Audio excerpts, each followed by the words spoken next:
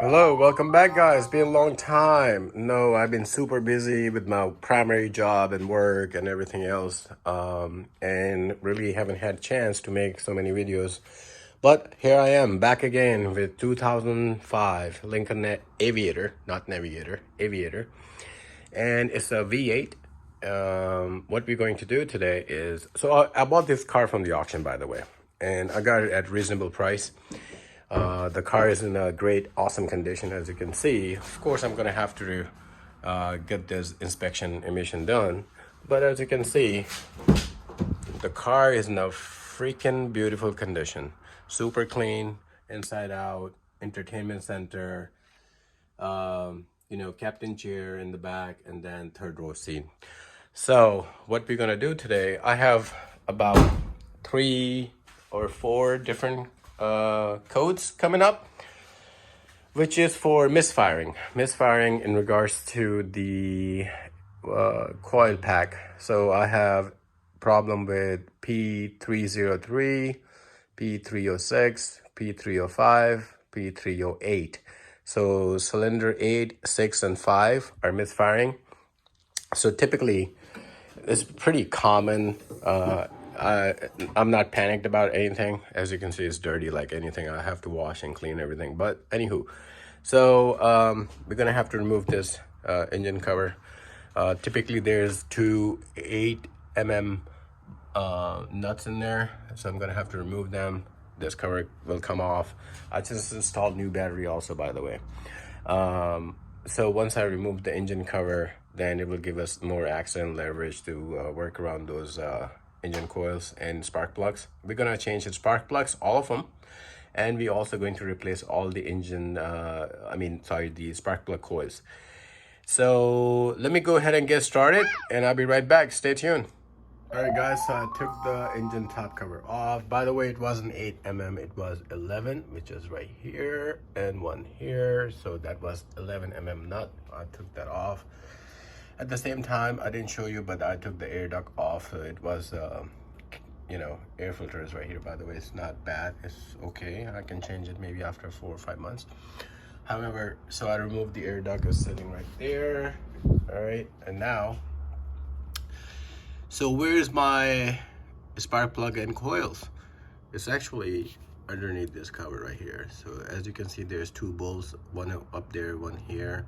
They are 10mm, so just remove those 10mm bolts. Also on this side, this is the one. Once we remove them, it will expose the coils and spark plug axis. I'm gonna go ahead and start doing that. I'll be right back. All right, guys, so I have removed the plates right on top of the coils. So as I remove the plate, I can see they are very loose and almost sticking out, which is very weird. Also on this side right here, as you can see, it's just sticking out. Like maybe that was the problem. I'm not too sure about it, but I'm just gonna go ahead and check it out. However, it's pretty loose, like they were just sticking out. So it could be one of that problem. Or still, since I have it open, I'm gonna check all of them. And since I have the new coils anyway, we'll replace them. These are all, looks like maybe they were changed already. And on this side, definitely you can see these are aftermarket, right? So let me go ahead and pull them out. I'll be right back.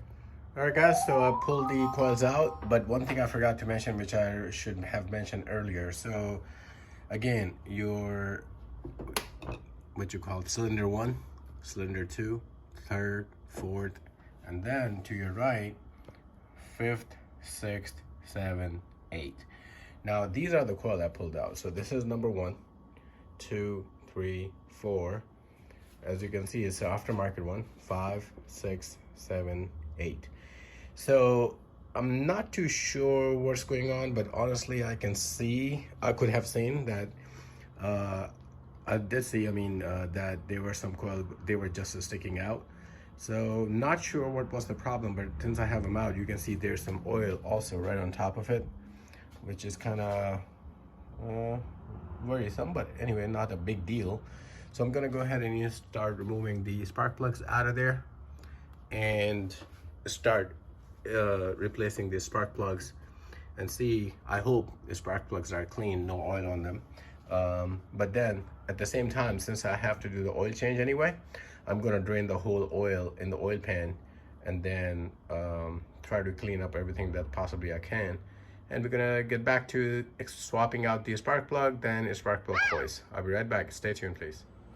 All right guys, so I got my coils and the spark plugs out. These are the one from 1, 2, 3, 4 on this side, bank 1, and these are the one 5, 6, 7, 8. Honestly, looking at the coils, the original Ford coils, they are okay. However, there's some issue. And the spark plugs, when I look at them, there's no oil. Everything looks to be good. Definitely they were changed. They are not the original Ford Motorcraft ones. So I do have the Ford Motorcraft one. Bought them. Yes, they are. I mean, that's where they are. And the part number on this is right there. These are the part number, okay? So I'm gonna go ahead and replace them all since I have it open, and replace the new coils, and I'll be right back. All right, fellas, so these are my new coils, new parts. Already slid all the new spark plugs into the area where they need to go. So 1, 2, 3, 4 again, 5, 6, 7, 8 over here. All right, so now I'm gonna go ahead and slide these coils back in it.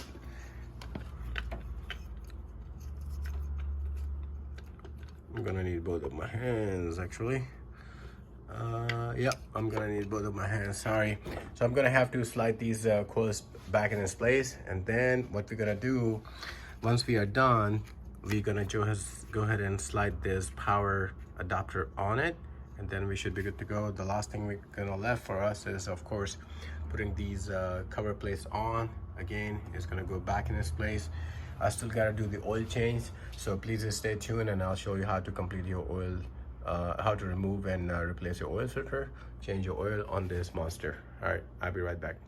All right guys, so the new coils are back in its place. As I can tell you, they are not loose or free. Like, when I removed this cover, they were literally hanging out or popped out. I don't know why, but maybe that's how it's supposed to be, maybe not. But these are very nicely snugged. And now it's time to go ahead and put this plate back on. I'm gonna go ahead and slide it, and then put it down with 10 mm bolt. Next thing would be, we're gonna go ahead and start draining the oil. Let me just remove this cap. It makes it kind of easier while you're doing it. The whole thing popped out. Okay, I don't know if that's supposed to do that, which is very weird, but okay, I'll take a look at it.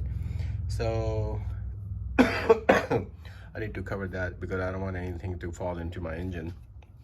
So for now, time being, I'm just gonna go ahead and put this back on, and also gonna resolve this cap issue. Very awkward. It did tight, so now it's opening. Well, kinda. I gotta see what's going on with this. Anyway, so I'm gonna go ahead and put these plates back on the coil, and then next process is we're going to go ahead and start draining the oil, replace the engine oil, and replace the oil filter. Stay tuned please. All right guys, so now I'm into the vehicle, and here's the drain oil pan right here. This is the bolt, the drain plug, which is 13 mm. So you're gonna have to open it, drain the oil. I got my drain pan right here. I'm gonna go ahead and drain it out, and then we're gonna go ahead and replace the oil filter. All right, stay tuned. All right, it's time to go ahead and drain this nasty, ugly old oil out of here. Oh shit, this stinks like anything. Actually, I'm gonna have to put my phone back away. All right guys, so now I'm gonna go ahead and drain this old oil. Holy shit, as you can see, it's nasty like anything. I'm gonna let this drain. Once it's done, then we're gonna go ahead and replace the oil filter. I'll be right back.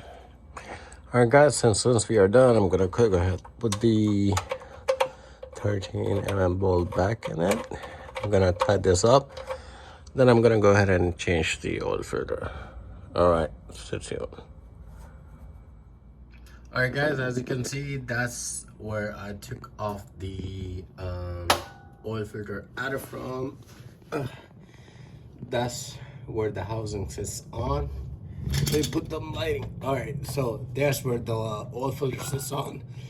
I just excuse me, I just unscrewed it, and so I'm just gonna let it drain for a while, give it a couple more minutes, and then of course clean this freaking rack. Everything was a messy. Anyway, so that's where your oil filter goes to, and I have my new oil filter from Fram, and I'm just gonna go ahead and then, you know, put this on. It's TG, what was it? TG2. All right, that's the part number, TG2. That's the one you want to go buy. And the reason why I use them, because they'll tend to last longer than other whatever basic bullshit crap. Honestly, Fram is very good oil filter. They can go up to like 10,000 plus miles. All right, I'm gonna go ahead and screw that on, and then we're gonna clean this mess. Last thing for us to left is add the oil. I'll be right back, stay tuned. All right, so now I'm gonna go ahead and add the engine oil back in it. So I got this 5W20 high mileage, full synthetic. I'm gonna pour that beast down into it. And maybe it's gonna be about 5 liter. Let's see, you know? But however, just check your gauge, you know, right behind there, that's your gauge. So check your fluid gauge and monitor whatever you need to add it, level up to the full fluid capacity, and hopefully that should be it. And please give us a thumbs up, like and subscribe. Give us a comment if how did you do it. Sorry, my smoke is coming in the way. However, yeah, it was a good, interesting job. I really enjoyed doing it. And again, like, you know, it's 2005 and I have a lot to do with it. Next week I will be changing the rotors and brakes on it. I will make a separate video on it. So the air deck, I did not put it in yet, but I will be putting it back in. This is right here. That's the engine top cover right there. I'm gonna put this back on and we should be good to go. And last but not least, give us a thumbs up and like, and give us a subscribe and share with your friends and family. Once I put everything back on, then I'm gonna come back on and show you how to clear the codes and then see how the engine is responding to. All right, stay tuned. All right, so now since we have done everything, now the last part of the puzzle will be deleting those freaking codes. Let's see what kind of codes I had. So let's go back, reading it. You're gonna see what the hell, no that. You know why? Because I changed the battery on it. That's why it says that. However, I'm gonna go ahead and crank the engine, see how the engine is responding.